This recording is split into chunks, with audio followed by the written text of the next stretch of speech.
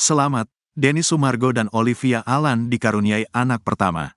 Kebahagiaan kini tengah dirasakan Denny Sumargo dan Olivia Alan karena akhirnya dikaruniai anak pertama. Pria yang akrab disapa Densu itu mengabarkan anaknya berjenis kelamin perempuan telah lahir melalui operasi caesar. "Saya Denny Sumargo menyerahkan anak dan istri saya ke dalam tanganmu," ucap Densu, dikutip Minggu, tanggal 28 Juli tahun 2024. Selama proses persalinan, Densu selalu berada di sisi Olivia Alan. Densu dan Olive menamakan anak pertamanya Gabriela Alan Sumargo. "Hai Onti, anak naga sudah lahir," tulis Denny Sumargo. Unggahan ini lebih lanjut dibanjiri komentar ucapan selamat dari warganet hingga rekan artis.